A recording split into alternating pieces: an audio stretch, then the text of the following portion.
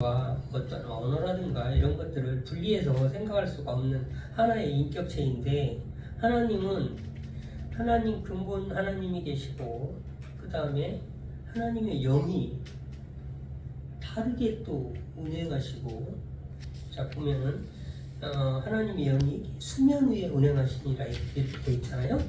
예? 2절에 보면 하나님의 영이 별도로 이렇게 움직이시고, 하나님의 말씀이 살아서 움직여가지고 세상도 창조하고 구원에 이르기까지 우리를 안내하신다는 그런 개념이거든요. 그래서 사람은 몸과 영혼과 어떤 언어라든가 우리의 정신을 분리해서 생각할 수 없는데, 하나님은 독립적으로 그 위가 움직이시기 때문에 서로 다른 역할을 하시기 때문에, 사실 사람도 뭐 그렇게 얘기하면 다른 역할을 하긴 해요. 역할이 좀 다르긴 한데, 그것을 사람으로서는 이해할 수 없는 그런 류의 형체이시기 때문에 그거를 삼위일체의 하나님이다. 우리가 사람의 눈으로는, 사람의 이해력으로는, 판단력으로는 그렇게밖에 표현이 안 되니까 세 분이 한 분이시다라는 개념으로 삼위일체라고 그렇게 이야기합니다. 그래서 우리가 이제 창세기잖아요. 그렇다면 하나님께서 왜 세상을 창조하시기로 작정하셨는지 그거에 대한 깊은 한번 고찰을 해볼 필요가 있어요. 성경은 내가 이렇게 생각한다, 이렇게 생각한다 해서 그 나쁘게 생각하는 게 아니고, 하나님을 향한, 하나님을 알아보려고 하는, 하나님을 바라보고 가는 그러한 모습들은 결코 나쁘지 않아요. 어떤 모양이든지 자기의 생각을 너무 크게 남들한테 강요할 필요는 없지만 우리가 고찰을 해야 돼요. 자꾸 하나님을 알아가려는 노력을 해야 우리 믿음이 자랄 수가 있거든요. 그래서 하나님께서 왜 세상을 창조하셨을까? 그 이전의 얘기를 한번 생각해 봐야 돼요.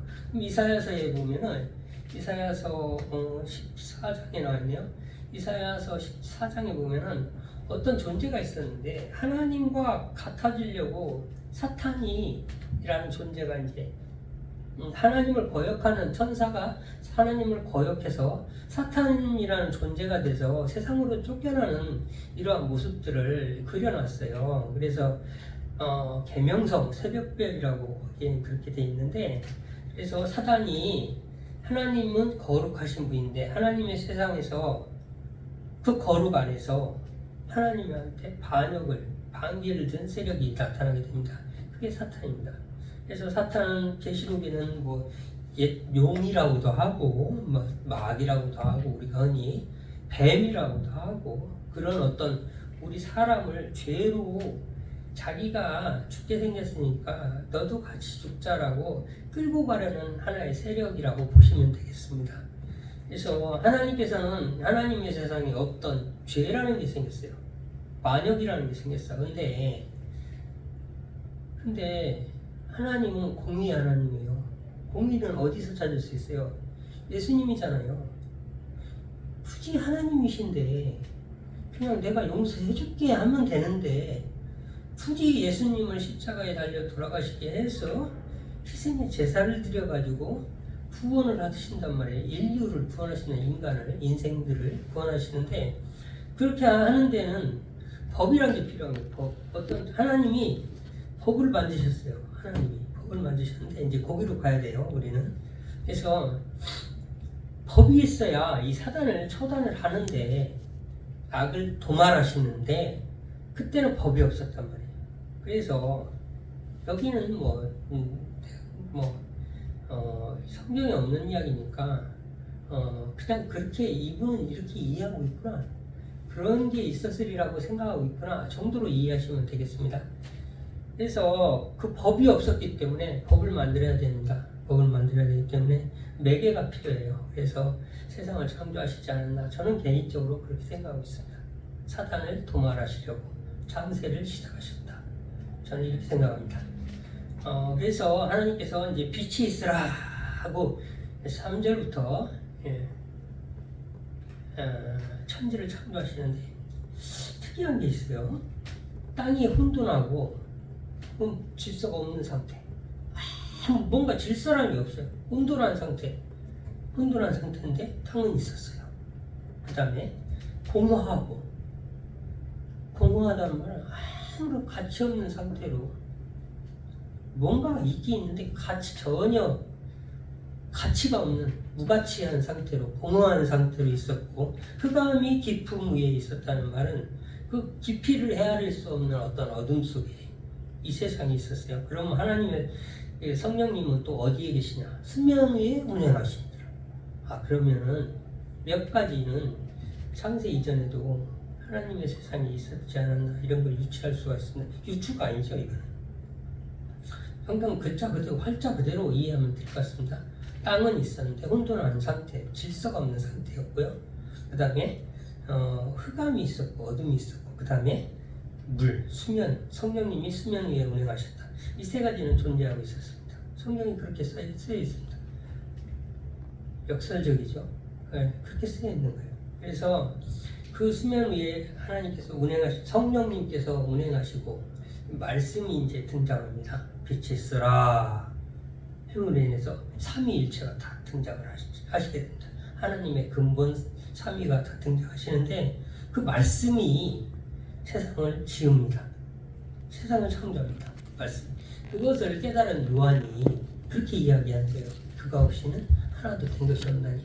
그럼 요한은 무엇을 보고 그걸 깨달았을까요? 잠언 8장에 있습니다. 잠언 8장은 집에 가서 조용히 읽어보시기 바랍니다. 하나님이 지을 때마다, 하루 세상을 지을 때마다 말씀을 해니까 그 말씀이 움직여서 살아서 운동력 있게 세상을 그대로 말씀대로 지은 바 되니까 그렇게 좋아하셨어요. 날마다 좋아하셨어요. 하나님이 좋아하셨더라 이렇게 됐는데, 그걸 깨달은 사람은 세상에서 가장 지혜로운 사람이 그걸 깨달아서 우리에게 전해줍니다. 잠언 8장을 읽어보시면 되겠습니다. 자, 그러면 이제 창조로 가시죠. 흙과 물이 있었어요. 땅이 혼돈하고 있으니까 흙과 물이 있었어요. 어둠은 본질적으로 있었던 거고요. 기본적으로 깔려 있던 상태고, 빛이 있기 전에는 어둠의 상태니까. 그래서 흙과 물이 존재하고 있었어요. 거기에서 하나님이 창세를 시작합니다. 빛이 있으라는데, 빛은 창세기 1장 3절에 나온 빛은 광원이에요. 광원. 그죠? 광원이에요. 그 자체가 밝은 게 아니에요. 그 자체가 밝은 게 아니고, 어떤 에너지를 받으면은 그거는 밝은 빛을 낼 수 있는 소자 같은 개념이에요. 예를 들어서 우리가 알아듣기 쉽게 얘기하면 형광등과 같은 거예요. 백열전과 같은 거예요. 전기가 있으면은 얘가는 밝아지는데, 전기란 게 없을 때는 존재만 하는 상태예요. 그래서 네 번째, 4일째 날 두 광명체를 하나님께서 이렇게 해하고 달을 만드셔요. 그러면 그날부터 낮과 밤이 존재하는 상황이 되는 겁니다. 그 다음에 첫날은 그렇게 해서 광원을 만들고 빛을 만들고, 빛은 햇빛을 받으면 산란을 해서 반짝이게 되는, 빛을 내는, 환해지는 그러한 소자인 거죠. 광원을 만들고, 그 다음에 두 번째는 궁창을 만들고, 궁창은 말 그대로 가운데 물과 물 사이에 이 가운데에 있는 저기 허공이죠. 허공이라고, 창공, 허공, 우리가 얘기하는 하늘이에요. 하늘. 왜 궁창이라고 했냐? 물과 물 사이이기 때문에 궁창이라고 하는 거예요. 물 전체를 하나의 물로 보는 거예요. 왜? 지금 우리는 물 속에 살고 있는 거예요. 이해가 안 되실려나 모르겠지만, 지금도 증발 현상은 우리 여기에서도, 성전 안에서도 계속 물은 하늘로 올라가고 있어요. 그 하늘로 올라가는 물이 모여져 가지고 어떤 온도차가 발생하는 거예요.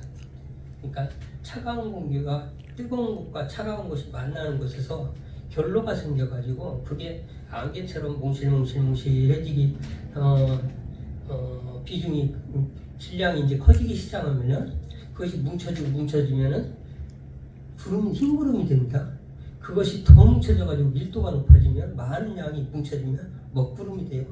그러면 이제 조건이 맞으면 아까 얘기한 대로 차가운 공기가 따뜻한 공기, 온도차가 발생하는 곳에서 그런 현상이 나타나요. 점점 뭉쳐져 가지고 그 질량이 중력과 함께 대류를 이기면은 땅 아래로 내려오는 거죠.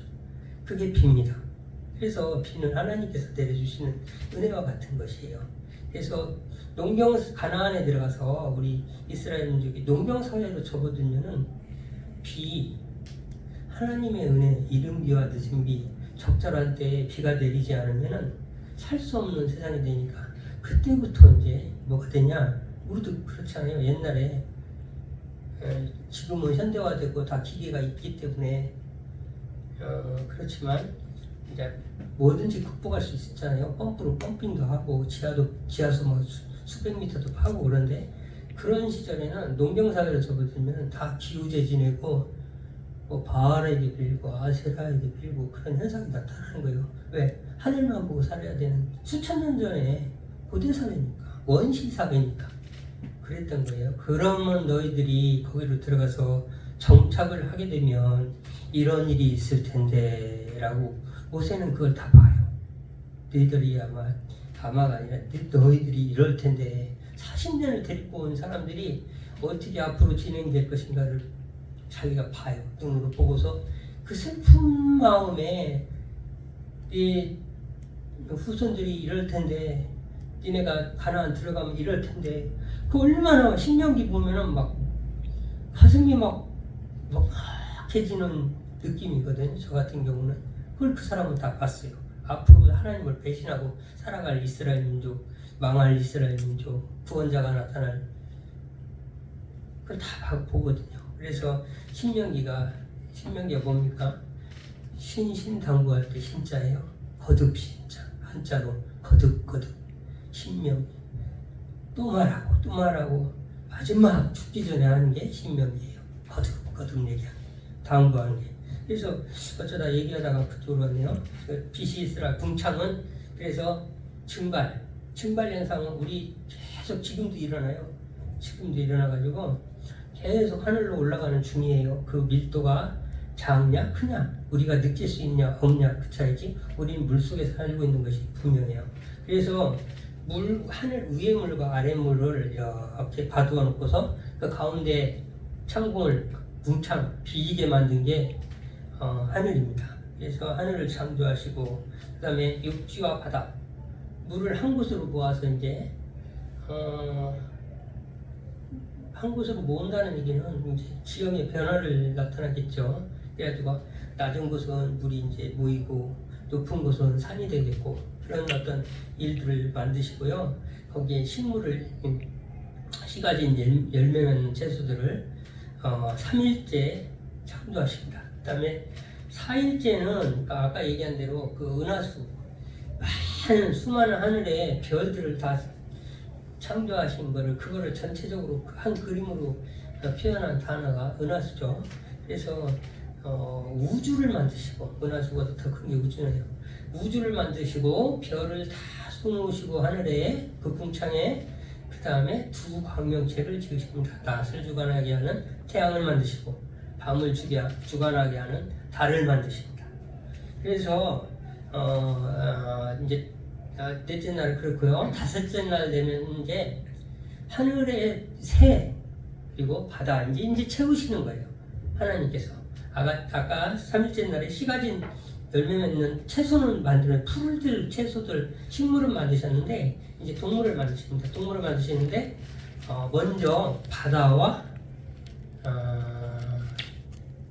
하늘에 있는 물고기하고요, 생선류와 하늘에 있는 새, 조류를 만드십니다. 마지막 날에 특이하게 이제 홍수로 멸망하게 되는 육지동물, 그리고 하나님께서 궁극으로 창조하시기를 원하셨던 사람을 만드십니다.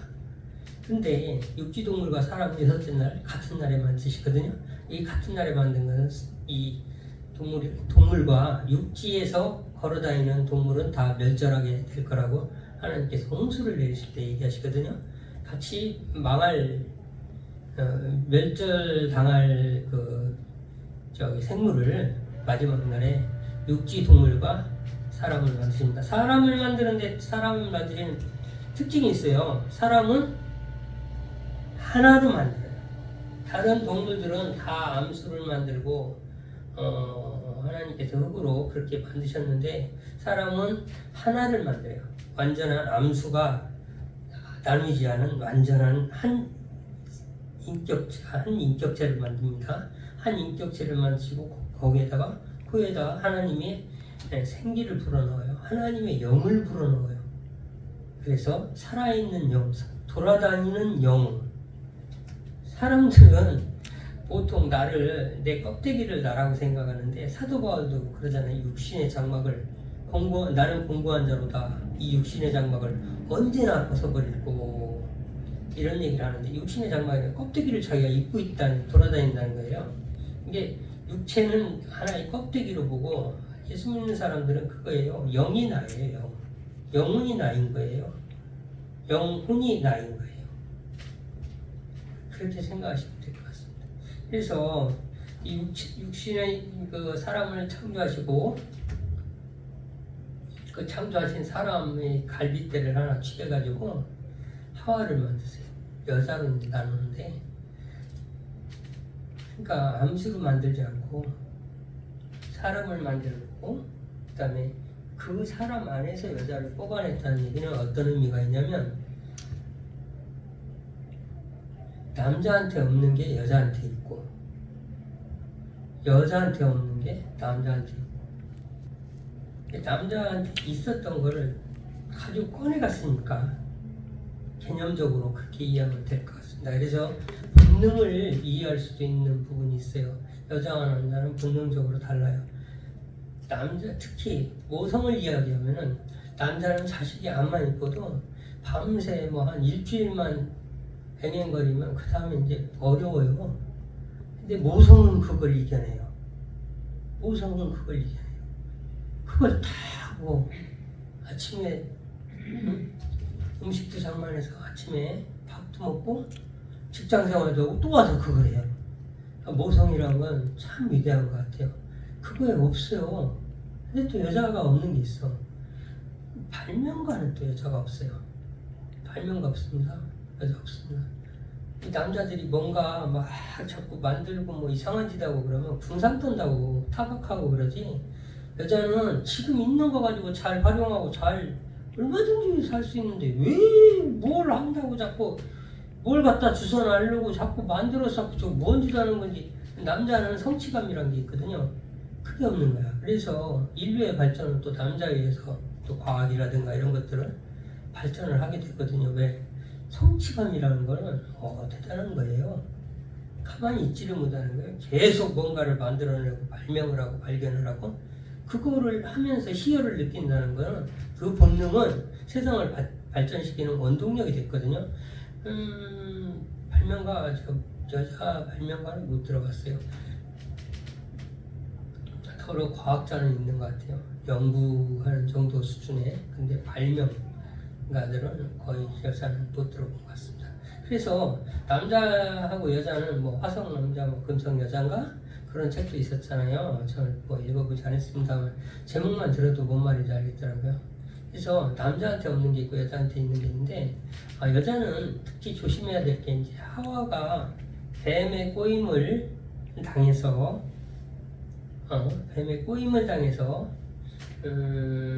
선악과를 따먹게 되잖아요. 하나님이 그 이야기도 돼야 되겠네요. 그렇게 해서 사람을 창조하시고 하나님이 그 말까지 한 다음에 여기 넘어가야 되겠습니다. 선악과는 과일나무를 동산 중앙에 심어 놓으시고 그 옆에 생명과라는 나무를 심어 놓으세요. 근데 성경은 뭐라고 얘기하냐면 생명과가 먼저 등장합니다. 생명과와 선악과라고. 선악을 알게 하는, 선악과는 없어요. 선악을 알게 하는 나무라고 돼 있어요. 근데 생명과가 이게 중요해요. 되게 중요해요. 생명과를 먹고 영생했고 아담과는 결국엔 에덴에서 쫓겨나는 원인도 생명과예요. 선악과가 아니라. 생명과를 먹고 영생할까 하여 쫓겨나요. 죄를 지은 상태로 영생할까 하여. 그래서 생명과가 더 중요한 사실, 더 중요한 겁니다. 그래서 생명과는, 선악과는 하나님을 상징하고 있고 예표하고 있고, 생명과는 예수님을 상징하고 있지 않나 그런 생각을 합니다. 왜 그렇게 생각하느냐 하면은 그 이유는 다음과 같습니다. 선악과는 예를 들어서 어떤 사람들은 왜 선악과를 거기 동산 중앙에다 나무를 심어놔가지고 하나님께서 그거 먹지 말라 첫 법이 등장합니다. 이것은 먹지 말라. 이것을 먹으면 너 내가 정녕 죽으리라 하는 첫 법이 등장하게 되는데요. 하나님의 세상에 첫 법이 등장하는 거예요. 창조하신 세상을 포함한 하나님의 전 세상에 거룩 안에 첫 법이 등장합니다. 그래서 네가 정녕 죽으리라 하는 법이 등장해요. 그런데 이제 선악과는 왜 이제 그 말을 해야 되겠네. 선악과를 왜 따먹으면 안 된다. 그럼 하나님께서 세상을 창조하시고 사라지시고 생육하고 번성하고 다스리고 잘 살아라 하고 사라지면 그럼 하나님하고 우리는 뭔 관계가 있는 거예요? 그 뒤는 크잖아요. 그래서 선악과를 볼 때마다 하나님 이거 하지 말랬지. 그 나를 잊지 말라. 나를 잊지 말라. 그거거든요. 하나님의 상징이에요. 이거는 거역하면 안 돼 라고 한 창조주와 인간과의 관계 마지막 하나의 상징과 같은 나무를 하나 심어놓은 거거든요. 그리고 이제 아까 생명과가 에덴 동산에서 쫓겨난 이유가 사람이 죄를 짓고 생명과 때문이라고 그랬잖아요. 그리고 성경은 언급하기를 생명과가 먼저 언급되고 선악과가 뒤에 언급된단 말입니다. 그래서 사실은 생명과를 먹고 그 사람들이 영원했다는 에덴 동산에서 영원할 수 있었던 것은 생명과를 먹고 영원하고 있었구나, 영원히 사는 존재였었구나 이렇게 생각하시면 될 것 같습니다. 제가 아까 시작할 때 40분에 끝낸다고 그랬는데 이제 끝내야 될 것 같습니다. 근데 제가 이렇게 될 줄 알았어요. 10분의 1도 지금 2줄 나가고 지금 이렇게 나름 이제 잊어버릴까봐 처음이라 제가 준비를 했는데 그렇게 될 것 같았어요. 저도 할 말이 많은 사람이라 저는 이제 근데 이해하시고 드려야 될 게 이제 위험스럽기도 하겠지만 제 성경은 이제 독학한 사람이라 조금 너그럽게 이해하시고 들었으면 좋겠습니다. 그래서 첫 법은 하나님의 법이 등장함으로 인해서 세상을 도말하시려고 이 첫 법을 만드시지 않았나. 세상을 창조하시고 저는 그렇게 생각하고 있습니다. 마지막 날에는 아마가 아니라 성경이 그렇게 얘기하고 있죠. 악을 도말하시려고 사단과 함께 다시 거룩으로 가게 될 겁니다. 하나님의 세상은 마지막엔 거룩으로 다시 가게 될 겁니다. 기도하겠습니다. 거룩하시고 자비로우신 아버지 하나님, 부족한 사람이 하나님의 말씀을 감히 들고 섰습니다. 아버지 하나님, 부족했지만 듣는 사람들의 귀를 은혜롭게 하시어 하나님께서 그들의 마음을 주장하시고 듣는 귀를 주장하시고 깨달음을 주장하여 주셔서 아버지의 은혜로 말미암아 부족함이 지워질 수 있도록 주님 도와주시고 인도하여 주시옵소서. 아멘.